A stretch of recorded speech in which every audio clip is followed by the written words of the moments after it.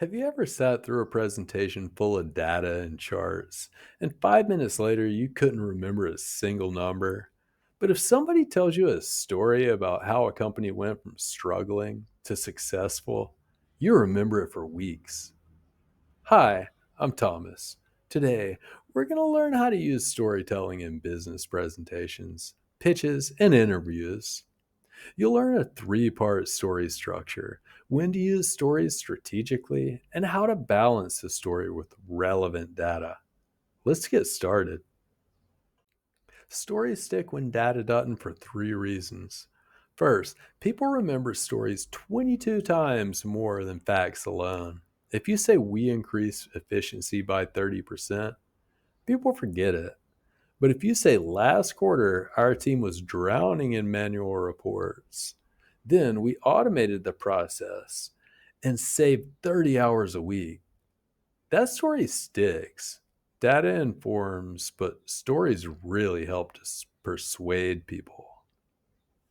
Second, stories create emotional connection. Numbers don't make stakeholders care, stories make them care. When they understand the human impact, they're more likely to support your idea. And third, business storytelling makes you stand out. Most people just present a whole list of data and forget the story. If you can combine data and an interesting story, you stand out from the crowd immediately. Let's look at how people get storytelling wrong in business. The first mistake people often make is talking for too long with no point. So then we did this, and then this happened, and also the story just rambles on with no clear purpose, and people lose interest. The second mistake's all story with no data. Let me tell you an inspiring story, but there are no numbers, no outcomes, and no concrete results. Motivational, but not convincing. The goal is to be concise and still have a purpose. We faced X challenge, tried Y solution, achieved Z result. Balance the story with substance. Narrative plus data, not narrative instead of data. The framework of setup, challenge, resolution works really well for business stories. First is the setup or the context. Set the scene in one or two sentences. Don't spend 5 minutes on background information. Get to the point quickly. The second is the challenge or the problem. This is what makes people really lean in and become interested in what you're saying. Without a problem, there's no story. And third is the resolution or how the story ends. Includes specific outcomes and numbers here. We improved things as vague, but we increased retention by 25%. That's concrete evidence. This works for presentations, interviews, and pitches. Anytime you need to make a point memorable by sharing a story. Let's say you're in a job interview and they ask, tell me about a time you solved a problem. Here's a rambling story. So, there was this project we were working on, and it was really complicated because we had a lot of stakeholders, and everybody had different opinions. I mean, it was tough because some people wanted one thing and others wanted something else. We had a lot of meetings, and I remember one meeting was particularly challenging. Anyway, eventually, we figured something out and moved forward. It was a learning experience. There's several issues with this. First, it's too vague. What was the actual problem the person solved? We have no idea. Second, it's way too long with a lot of details that just don't matter. We don't need to know about all the meetings. Third, there's no clear resolution or how this finished. Figures something out, doesn't tell us anything about what they actually did. And there's no measurable outcome. What was the result of all this? We don't know if it even worked. The story wastes everybody's time. Now, let's see a structured version. This is the same interview question. Tell me about a time you solved a problem. But here's a story with really good structure.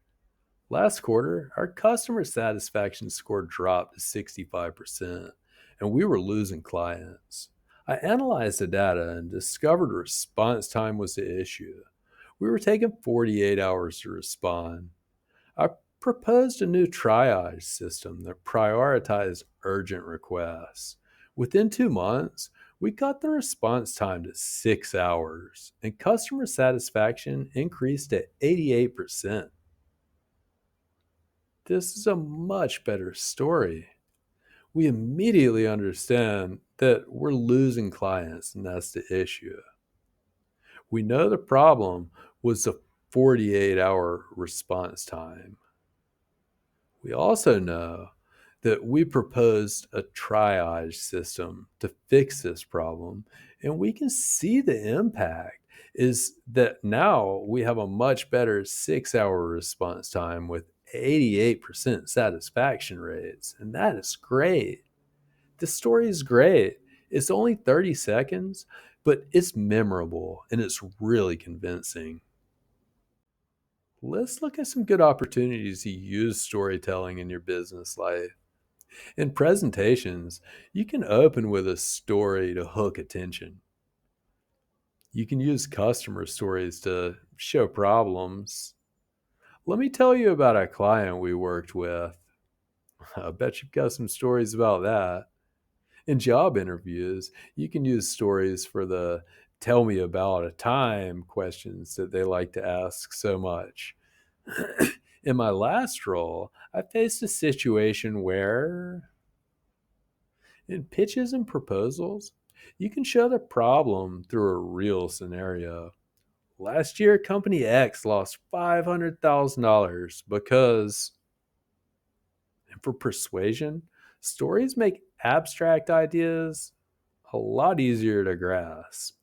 Imagine if we could reduce costs by 30%. Helps people really visualize the outcome that you're trying to get them to accept. And in team meetings, you can share success stories to really motivate people. I want to tell you about how Sarah handled whatever Sarah handled. And in client communication, you can use case studies and testimonials. We help Company X achieve. Stories work across all business communication. When you tell business stories, you want to make sure to use the past tenses correctly to make sure your story is clear. Past simples for finished main actions. This and the sequence of events sometimes. We launched a campaign, sales increased. We expanded to 3 markets. This is your main storyline. Past continuous is useful for background information and context, or something that was happening at the same time that something else occurred. While we were developing the market shifted. This sets the scene. And past perfect is used for putting past actions in order. And it can be used to talk about what happened before the main story. We had already lost 2 clients before I joined the team. It shows the sequence of events. Here's an example that really combines all three. Last year, our team was struggling with retention. We had lost 30% of clients in Q1. I implemented a new onboarding process. Retention improved to 95% within 6 months. The past continuous sets the scene. Past perfect shows what happened first, and past simple tells the main story. Let's look at some really good phrases for storytelling in English. For opening a story, you can say, let me tell you about a situation where last quarter we faced a challenge with. I'll give you a specific example. And here's what happened when. These all show you're about to tell a story, so people know to listen. For transitions within your story, we can say the problem was. This moves from your setup to the challenge. So, what we did was helps to move on to your action. As a result, moves to your outcome. What we learn from this reflects on the lesson, and looking back gives a perspective. These transitions guide your audience through the story and make it easy to follow and understand. Let's review what we covered today.